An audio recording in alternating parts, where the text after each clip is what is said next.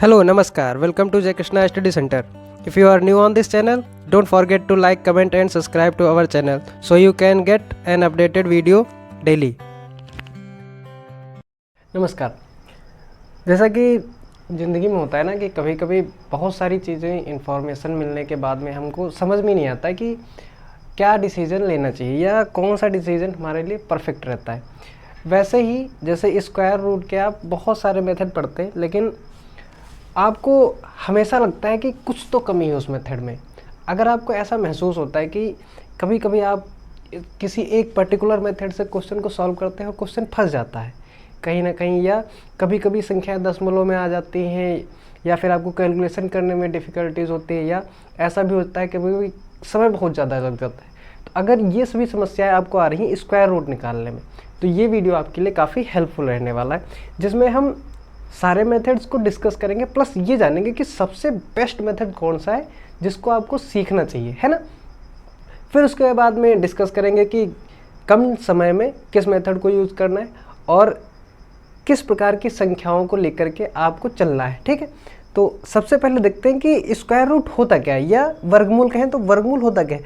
तो वर्गमूल क्या है, ये किसी संख्या के वर्गमूल को अगर जो हमको ज्ञात करना है ना, तो वो वही संख्या होती है जिससे स्वयं से गुणा करने पर कोई संख्या प्राप्त हो जाए। जैसे उदाहरण के लिए √16 का वर्गमूल निकालना है ना, तो आप बता देंगे कि 4 होता है, बट क्यों, जैसे √16 का वर्गमूल निकालना है ना, तो 4 × 4 और आंसर क्या आएगा 4। तो इसकी परिभाषा यहाँ से क्या बनती है, किसी संख्या का वर्गमूल। क्या बनती है, किसी संख्या का वर्गमूल जिसे स्वयं से गुणा करने पर वही संख्या प्राप्त हो जाए, है ना, तो वो क्या कहलाती है, उसका वर्गमूल कहलाती है।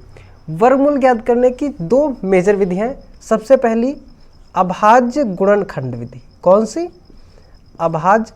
अगर आप ये कंपटीशन मैथ के लेक्चर को रेगुलर देख रहे हैं ना, तो आपको पता होगा कि अभाज्य गुणनखंड क्या होते हैं, है ना। अगर जो आप नहीं देख रहे हैं तो मैं रिकमेंड करूंगा कि आप इस पूरी प्लेलिस्ट को स्टार्टिंग से वॉच करें, जिससे कि आपके जहन में क्लियरिटी हो पाएगी। बहुत सारी चीज़ें आपकी मिस होंगी, तो आप चाहे तो उसको 1.25 मतलब स्पीड जो है थोड़ी सी इंक्रीज करके आप जब देखेंगे तो आपको चीज़ें आसानी से समझ में आएंगी, है ना।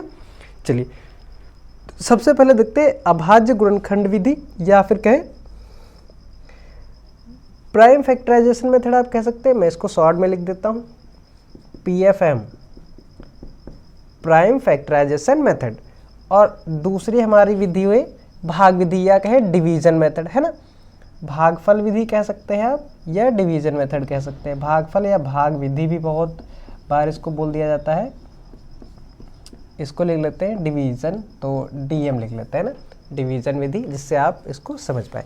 तो सबसे पहले अभाज्य गुणनखंड विधि, कुछ एग्जाम्पल्स ले लेते हैं, उनके अकॉर्डिंग हम समझेंगे, क्योंकि आपको ये लिखने के लिए नहीं आएगा। अगर आप IAS की तैयारी कर रहे हैं ना, वहाँ पे अगर जो इसको एक्सप्लेन करने के लिए आता है मैथ में, तो हो सकता है कि आपको लिखने के लिए आए, बट ऐसा नहीं। ये हम यहाँ पे इस पर्पज से इस मैथ को पढ़ रहे हैं कि हम कैलकुलेट कर सकें ना, तो उसके अकॉर्डिंग हम एग्जाम्पल के थ्रू इसको समझेंगे, और उसी के थ्रू आप चाहें तो उसको स्टेप बाई स्टेप लर्न कर सकते हैं। जैसे कि मैं एक संख्या लिखता हूँ 1024 225 144 169। यहाँ पे मैं उन संख्याओं को लिख रहा हूँ जो कि काफ़ी बार हम यूज करते हैं, ठीक है ना। और इससे क्या हो कि आप चीज़ों को समझ सकें।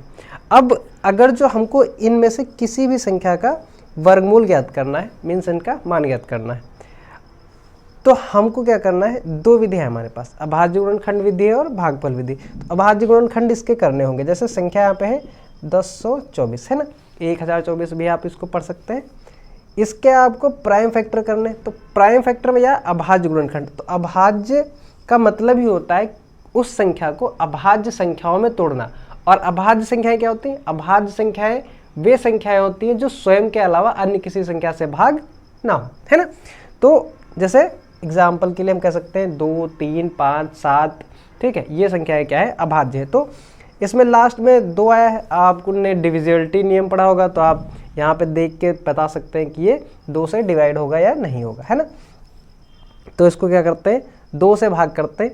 इस प्रकार से अगर आप, मुझे तो जैसे लर्न, आप इसको जब काटेंगे तो ये 2 पंचे 10, 2 एकम 2 और 2 दूनी 4, ऐसे करके उसको आप सॉल्व करेंगे। 2 दूनी 4, 2 पंचे 10, 2 छंग 12, फिर इसको 2 से काटेंगे तो 2 एक कम 2, 2 दूनी 4, 2 अठी 16, ऐसे ऐसे करते इसको आप सॉल्व करते रहेंगे। 2 छंग 12, 2 चक्को 8, 2 से फिर इसको काटेंगे तो यहाँ पे आ जाएगा 32, फिर आ जाएगा 16, फिर आ जाएगा 8, फिर आ जाएगा 4, फिर आ जाएगा 2, फिर आ जाएगा 1।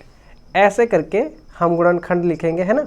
तो इसके हम जोड़े बना लेंगे, 1 2 3 4 एंड 5 बार इसके जोड़े बन गए। अब आप क्या करेंगे, यहाँ पे इसको लिखेंगे 1024, फिर ये जितनी भी संख्याएं हैं इन सबको इसके रूट में लिखेंगे 10 बार, है ना। उसके बाद में जो 2 जोड़े बने हैं इनकी एक एक पावर को आप बाहर लिख लेंगे, तो आपका फाइनल आंसर जो है ना वो 32 आ जाएगा, है ना।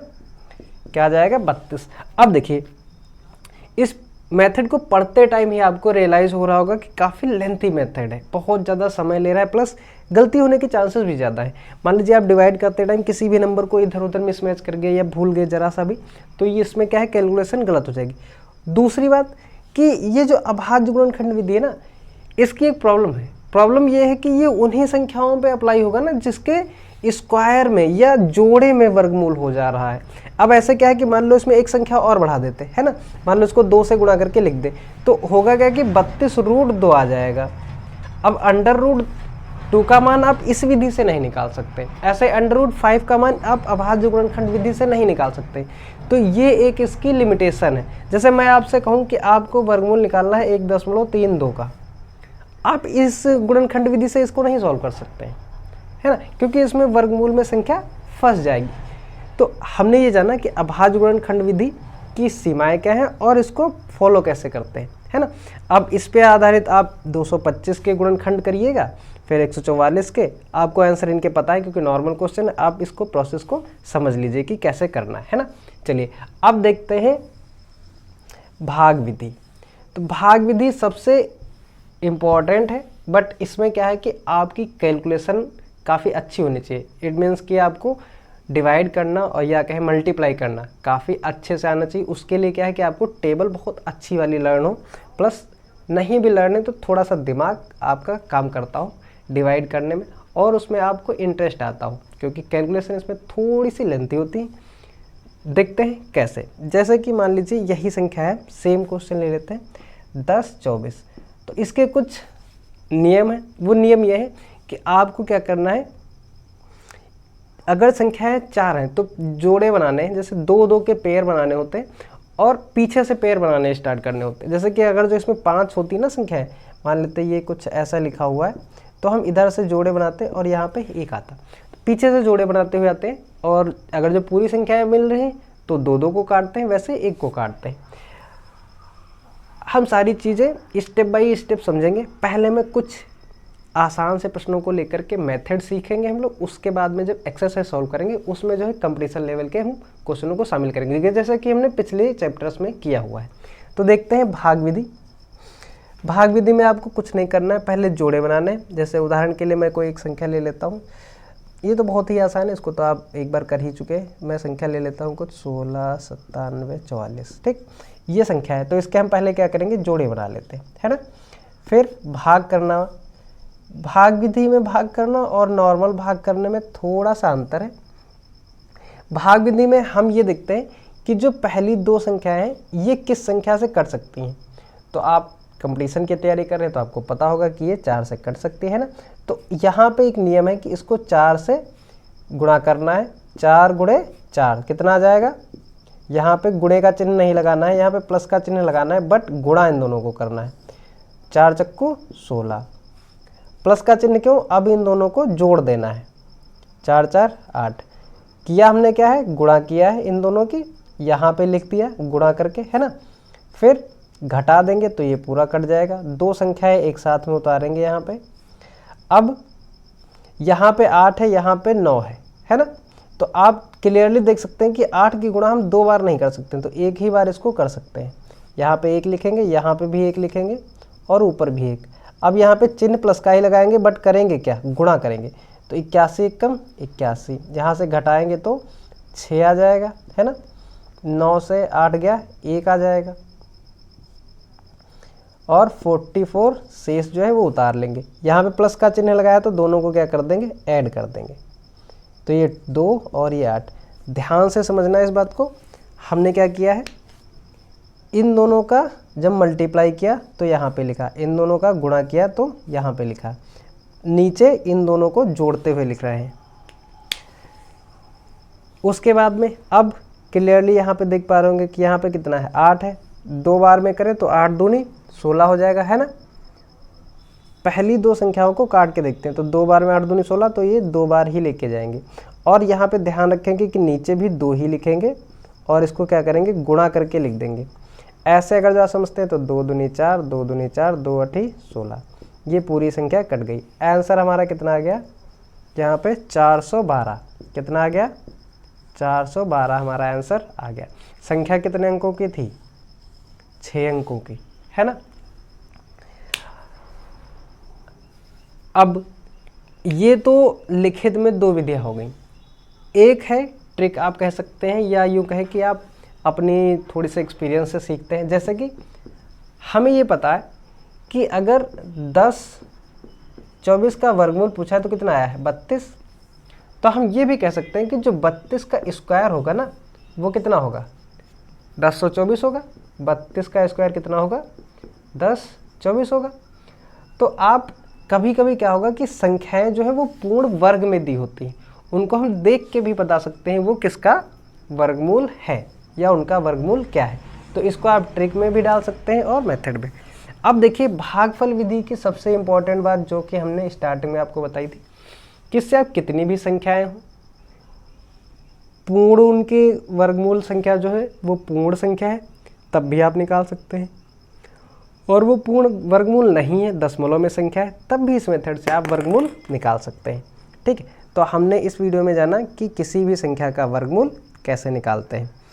अब जो शेष रिमेनिंग संख्याएं हैं इनके आपको प्रैक्टिस करनी है, जिससे कि जब हम क्वेश्चंस करेंगे तो आपको आसानी से समझ में आए, है ना। चलिए अब नेक्स्ट टॉपिक हमारा है घनमूल, वो देखते हैं। फिर घनमूल निकालने की विधियों के बारे में भी सीखेंगे और घन कैसे निकालते हैं फास्ट वे में वो भी सीखेंगे। अगर जो आपको ये सेशन अच्छा लगा हो तो प्लीज़ शेयर करिए। ठीक है, धन्यवाद। I hope you enjoyed watching our video, found it helpful.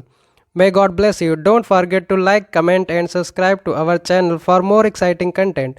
Thank you for watching and see you in the next video.